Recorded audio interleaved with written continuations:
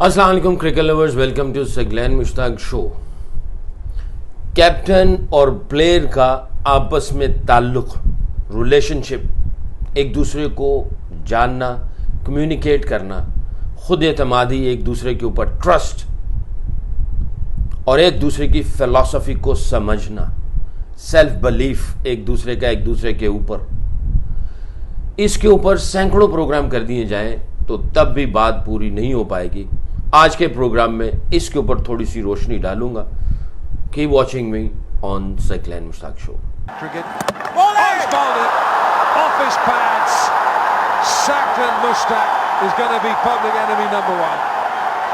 Surely not only in India but all over the world.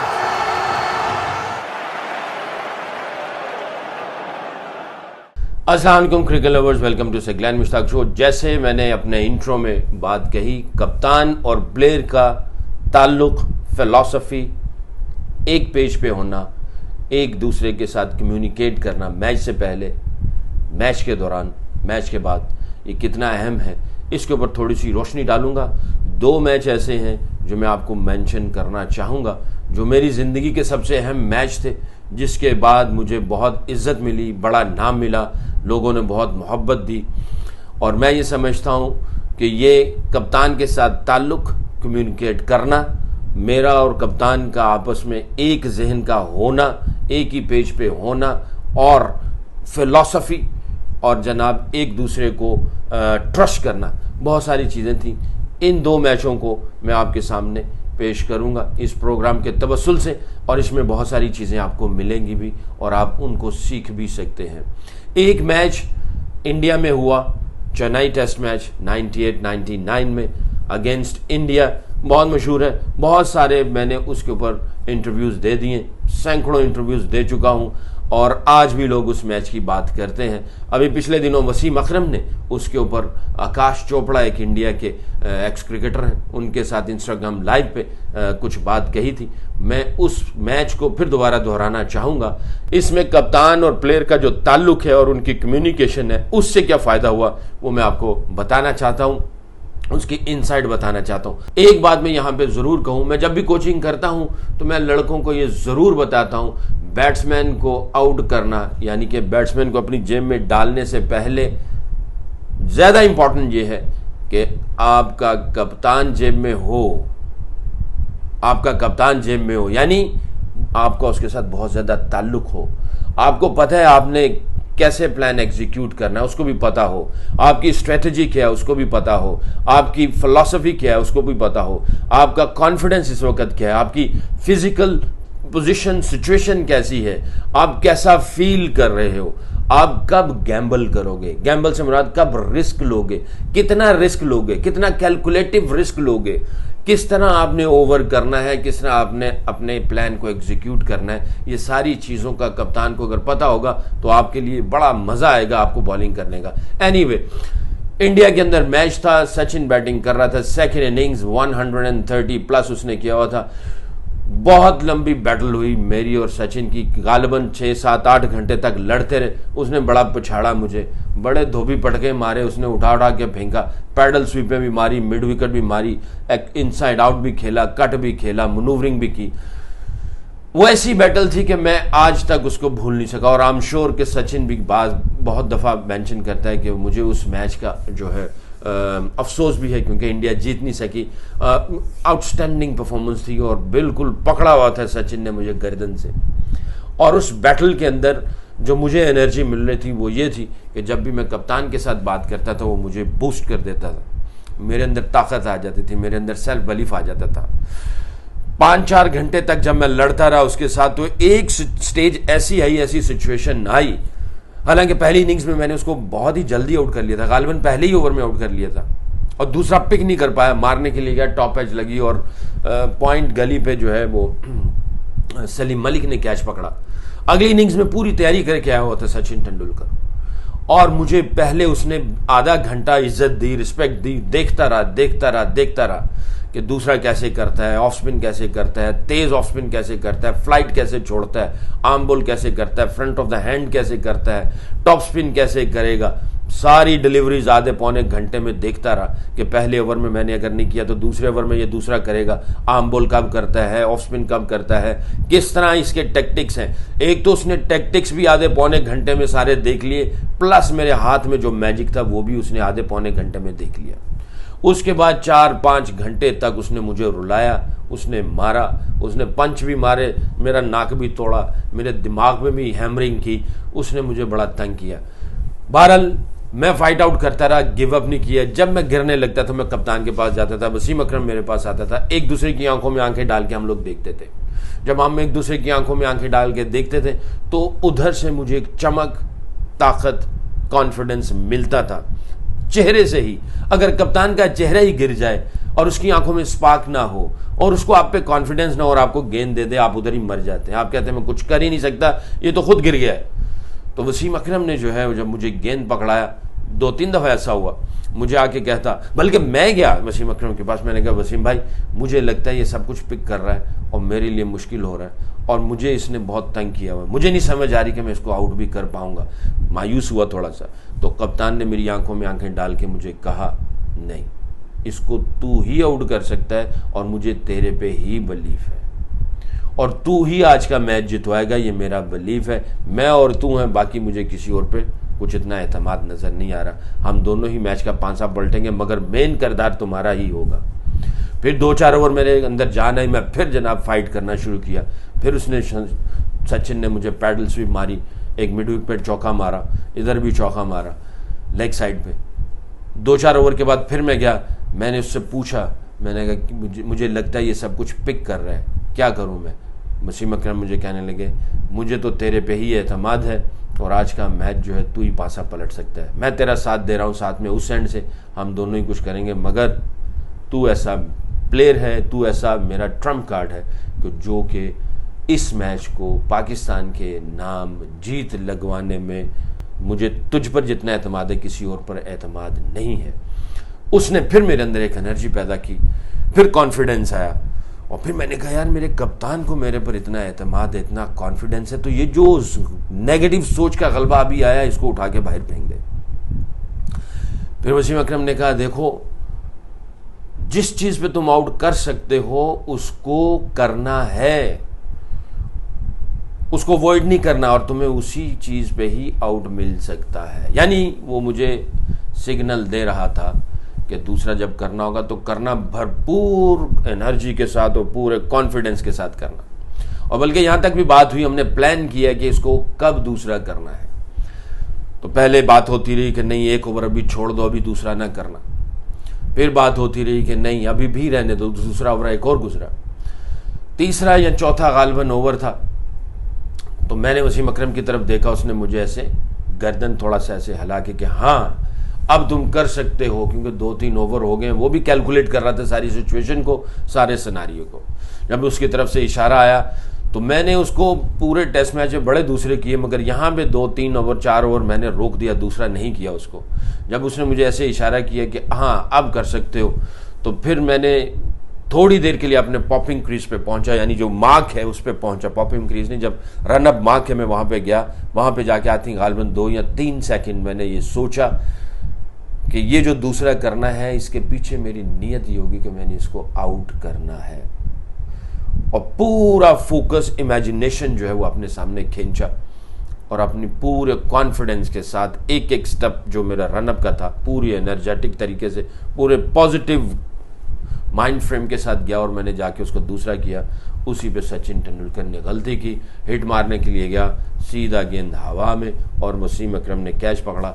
और उसके बाद जब वो आउट हुआ और जिस तरीके से वसीम अकरम और मैं, हम दोनों एक दूसरे को गले मिले, तो वो जो गले मिलने के बाद वो जो एक टाइटनेस होती ना एक दूसरे को पकड़ के कि यार ये प्लान किया था और ये जो प्लान है वो एग्जीक्यूट भी है और हम कामयाब हुए इसके अंदर। और वो जफ्फी डालने के अंदर जो है ना वो सारे के सारे सवालों जवाबात या सारी की सारी एप्रिसिएशन जो थी और जो एक्साइटमेंट थी वो जफ्फी डालने के अंदर ही फील की, उसी वक्त में महसूस हो गया।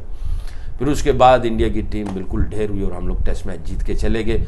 तो ये इस प्रोग्राम के तवस्सुल से मैं आपको बताना चाह रहा हूँ कि प्लेयर का और कैप्टन का साथ में होना, जहनों का मिलना, उनका सेल्फ बिलीफ, उनकी इशारों की ज़ुबान और उनका एक दूसरे के ऊपर एतमाद, उनकी कम्युनिकेशन बहुत ज़्यादा इम्पॉर्टेंट है। दूसरा मैच इंग्लैंड के खिलाफ हम लोग खेले और मैच लॉर्ड्स पे था। इस वक्त कैप्टन जो थे वकार यूनिस से, ट्रेस्कोथिक 100 कर चुका था और इंग्लैंड वो वनडे मैच हमारे हाथ से छीन के लेके जा चुका था। अब्दुल रज़ाक जो है वो पवलिन एंड से बॉलिंग कर रहा था और गालिबन वकार यूनिस जो है वो नर्सरी एंड से लॉर्ड्स क्रिकेट ग्राउंड पे बॉलिंग कर रहे थे।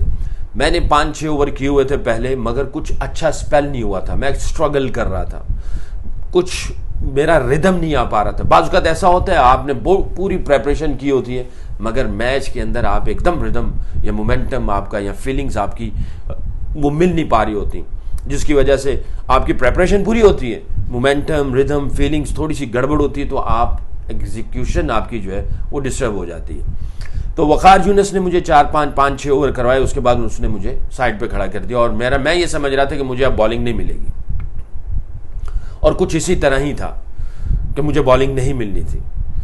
हुआ ये कि वकार यूनिस से कैलकुलेशन में थोड़ी गलती हो गई, ओवर्स की कैलकुलेशन और किस एंड से किसको बॉलिंग करनी थी।